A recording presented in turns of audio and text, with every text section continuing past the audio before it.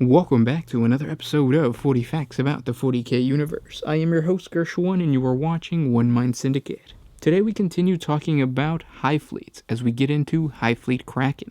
If you're new to the channel, subscribe because we post Warhammer 40K content every single day.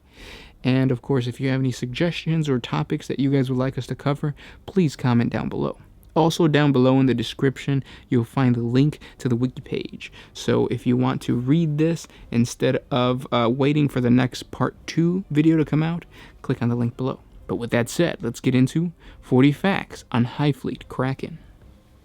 Hive Fleet Kraken was the second major Tyranid hive fleet to invade the galaxy. It was responsible for the outbreak of the Second Tyrannic War, which began officially in the year 992 of the 41st millennium, and ended only after the Ultramarines chapter of Space Marines successfully broke the back of the Tyranid invasion in Imperial space at the Battle of Ikarus IV, and the Eldar of Craftworld Yondon successfully defended their home against the Tyranid horde. The invasion began 250 standard years after the First Tyrannic War, and the destruction of Hive Fleet Behemoth by the Ultramarines on their homeworld of Macragge. An armed presence had been maintained in the galactic southeast, which members of the Imperium's Adeptus Administratum began to question the need for, arguing that Behemoth had been the sum total of the Tyranid race's expansion into the Milky Way galaxy. When worlds along the eastern fringe of the galaxy began to erupt in rebellion, terrorism, riots, and sabotage, the same adepts claimed that the people were dissatisfied with living amid an armed camp. The Inquisition's Ordo Hereticus became suspicious of the adepts' dissent and their downplaying of the situation on the eastern fringe, and began an investigation which established that all the dissenting adepts had either come from the southeastern region of the galaxy or had traveled there at some point. This was the only link between the members that could be found, and some had never even met each other. Inquisitors were also deployed from Talassa Prime to investigate the planets of the Ultima Segmentum that were most troubled. Purges were made within the Imperium, especially on Terra, focused on suspected traitors to the Emperor within the Administratum, who had contact with the affiliated regions of the Eastern Fringe. Tens of thousands of suspected traitors were sent to prison colonies and the Imperial Guard penal legions by the Inquisition. Yet by the year 990 of the 41st millennium, Hive Fleet Kraken had already sunk its tendrils into the galaxy, isolating many Imperial worlds before any astropathic warning could be sent. Hive Fleet Behemoth had fought in a single wave that had advanced across the galaxy as a single organism, but the Kraken was actually a series of smaller, separate Tyranid hive fleets that moved to attack many human-settled planets simultaneously. This not only increased the difficulty of the Imperium's defenders in opposing the Hive Fleet, but also increased the area of the hive mind's psychic shadow in the warp. Almost overnight, an entire Imperial sector was silenced from Terra, isolated from the astropath's messages of warning by the potent powers of the hive mind. Only several months after Hive Fleet Kraken's onslaught had already begun did the first few survivor accounts of the attack begin to reach the wider Imperium due to the terrible turbulence in the warp. Whole planets had been wiped out by the Tyranids in only a few hours, and the Imperium of Man once more faced an unimaginable threat. But before the true threat revealed itself, the Imperium had first faced uprisings on its eastern fringe that served as the prelude to the main Tyranid threat. One such rebellion occurred on the hive world named Ikarus IV. Ikarus IV was vital to the operations of the Eastern Fringe, as its huge manufactorums formed the center and linchpin of one of the most densely populated Imperial sectors in the widespread Ultima Segmentum. The entire planet had been seized from the control of the Imperium by a religious fundamentalist group named the Brotherhood. Years before, the Brotherhood had captured the heart and minds of the population of the planet by preaching the return of the Emperor in physical form and promising better times to come. This was the sort of promise that was sought by the workers of the Icaran manufactorums because they lived lives with no power, hope of betterment, or freedom. The Brotherhood quickly set up missions and chapels throughout the poor regions of the planet. The ecclesiarchy closely monitored the Brotherhood for any signs of corruption or heresy, but none could be found. Eventually, permission was sought and granted for the construction of the Brotherhood's cathedral in Lomas, the biggest city on Ikarus IV. Shortly after the completion of the Brotherhood's cathedral, the trouble began. The Brotherhood refused to pay its tithes to the planetary governor, and would not allow its members to be inducted into Ikarus IV's planetary defense force. Brotherhood preachers whipped the Ikaran population into a frenzy, prophesizing that the Emperor would return in the flesh soon. Brotherhood militias began to roam the streets, punishing anyone they deemed to be unbelievers rather than actual criminals. Events accelerated when rioting broke out during a mass demonstration outside of the great cathedral in Lomas. Arbitrators of the Adeptus Arbites moved in with power mauls and suppression shields to put down the rioters forcefully, but were fired upon by the cathedral's Brotherhood militia. The arbitrators returned fire and killed several of the Brotherhood's militia members. This only enraged the mob further, and they surged forward several times, eventually forcing the arbitrators to fall back, especially as another larger mob had just arrived to support them. Rioting then spread across the planet, and most of the forces of the Arbites were forced back. When the Planetary Defense Force was called in to restore order, most of the members of the force rebelled and joined the ranks of the Brotherhood. Eventually, news of the assassination of the planetary governor reached the public, and vicious fighting broke out in all of the Hive cities of the planet. Within hours, tanks decorated with the revolutionary banners of the Brotherhood were seen driving down roads in cities, pushing the Arbites back. With the dawn, news of the assassination of the imperial governor and most of his ministers had spread over the entire planet, and the Brotherhood quickly seized control of several broadcasting stations, announcing the establishment of their new theocratic state in the name of the returning God Emperor. The Arbites still held control of the majority of the Ikaran countryside and the Arbites fortresses that guarded the center of Lomas. Most of the cities had been captured by the Brotherhood, denying the Arbites vital resources. Inquisitor Agmar of the Ordo Xenos arrived 27 days after the rebellion began, on the same day that the Arbites fortress in Lomas was overrun by Brotherhood forces. Most of the judges in the fortress escaped, moving to take control of the 4 main power stations of the city. Inquisitor Agmar saw this as much more of an organized rebellion than a sporadic outburst of popular religious feelings.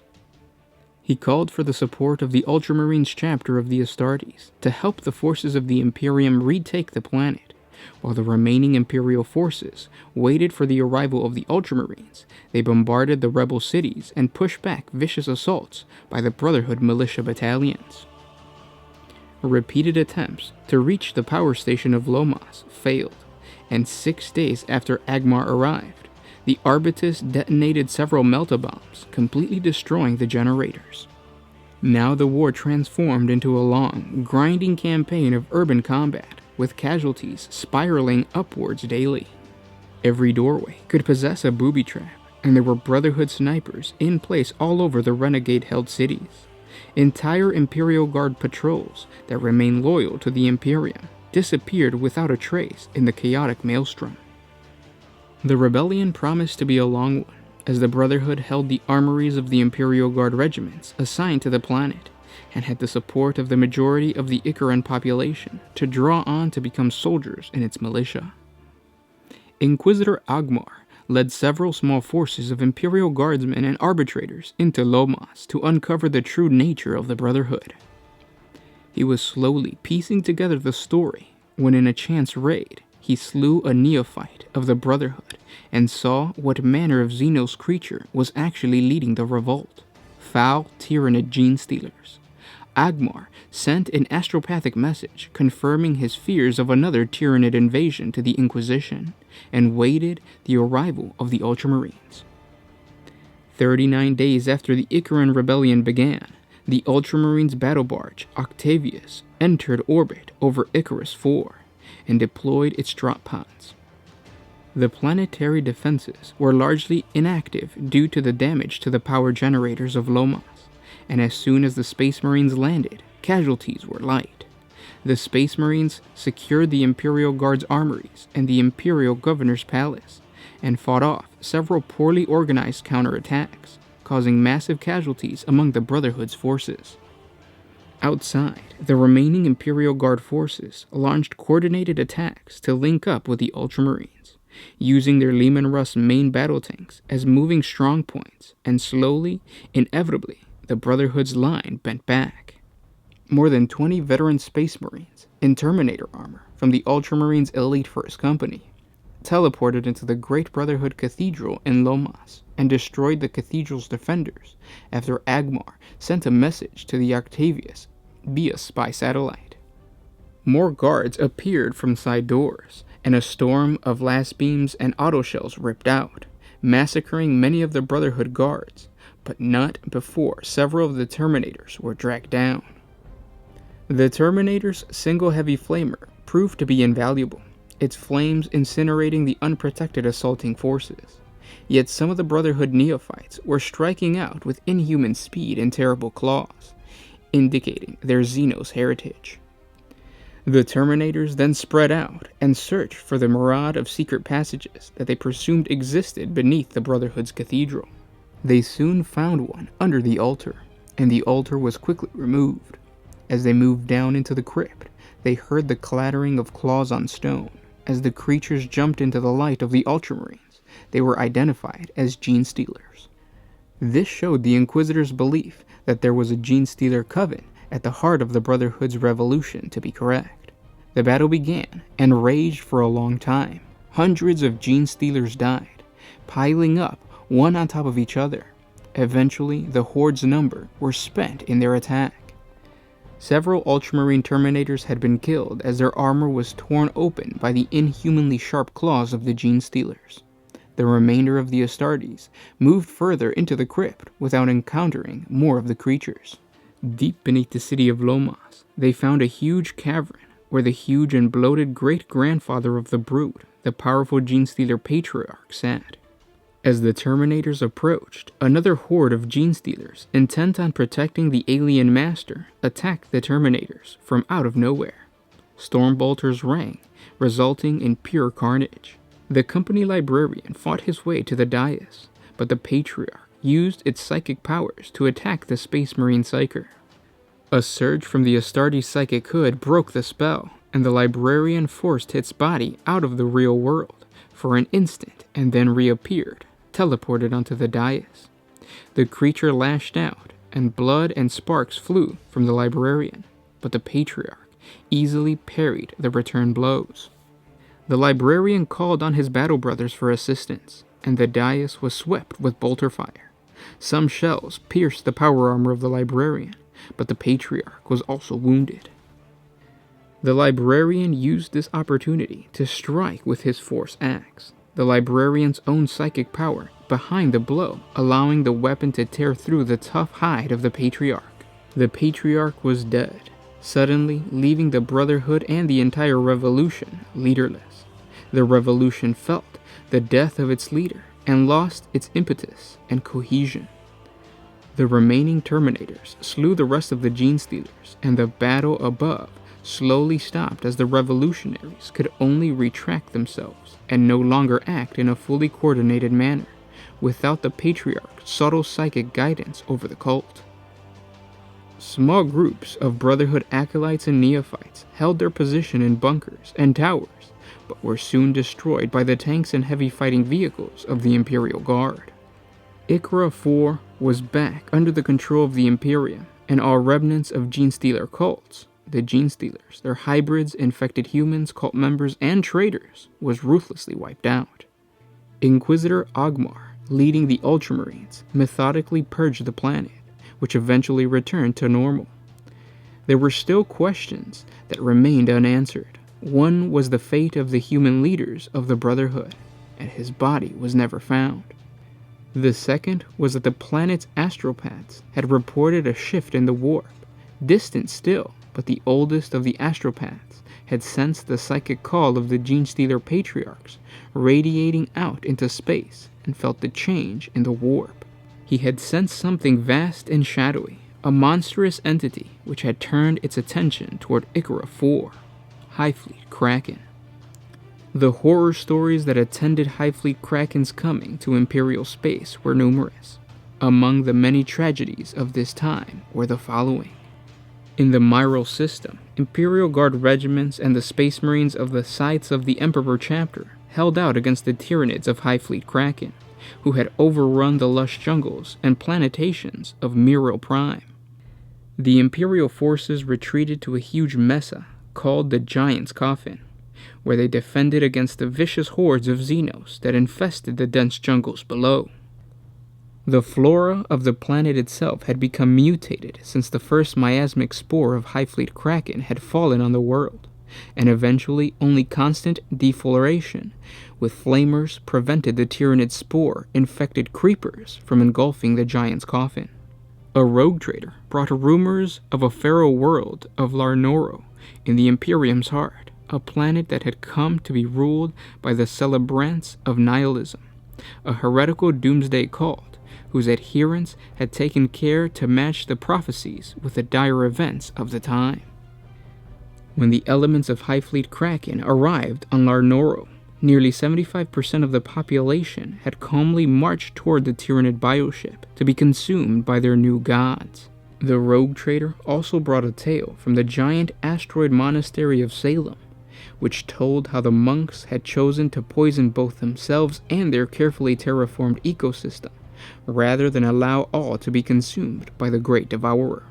Another dedicated Imperial merchant captain helped evacuate millions of Imperial citizens from the mining world of Delvin's system before it was consumed. Delvin's extensive system of Nova Storm space stations held the Hive Fleet at bay long enough for the fleet of a giant Oro fighters to escape into the warp. A company of Space Marines of the Lamenter's chapter held off the attack of the Tyranid warriors until the last starship had been loaded, though the Space Marines in the end sacrificed their own lives so that many more might live. Even those who fled successfully found little respite from the horror. One of the giant Oro fighters fleeing Delvin arrived at the world of Arda's Hope, ominously dark and silent. Those that were investigating the ship's automated landing discovered that within lay a blood-drenched abattoir where thousands of refugees, men, women, and children, had been mercilessly butchered by the Tyranid organisms that had breached the starship's quarantine, even as it fled. Only 3 weeks later, the planet itself was a blood-soaked ruin of a world. The Great Devourer had claimed even more victims. Seen at a galactic scale, Hive Fleet Kraken was attacking across a front that covered thousands of light years. Some worlds were bypassed, isolated by the Hive Fleet's shadow in the warp, or attacked unexpectedly, making a cohesive Imperial defense almost impossible to mount. The Imperium was forced to concentrate its force on the most strategically important Forge worlds and Hive worlds, while it evacuated or simply abandoned to other horrific fates many other. Still, there were some bright moments for the Imperium. Several Space Marine chapters dedicated their forces to saving worlds the wider armies of the Imperial Guard had abandoned. Some, such as the Lamenters and the Scythes of the Emperor, found their once proud chapter reduced to a few scattered remains as the price of their valor, while the Knights of Eternity chapter is presumed to have been completely obliterated. Others carried the battle to the Tyranids, as only the Space Marines can, striking at isolated tendrils of the Kraken, boarding hive ships and blowing them apart from the inside. Yet, no matter the efforts of the Imperium, the Tyranids were too numerous and drove ever deeper into the galaxy, toward the heart of the Imperium. Fortunately for humanity, Hive Fleet Kraken did not remain divided into separate tendrils indefinitely, and eventually began to coalesce into a single, massive swarm on Ikarus IV, the Hive world, whose larger Genestealer infestation had been the initial harbinger of the Kraken's arrival in the Milky Way galaxy. And those were 40 facts on Hive Fleet Kraken. I hope you guys enjoyed this video. If you did, share this with your friends on Facebook, Twitter, or whatever social media they use.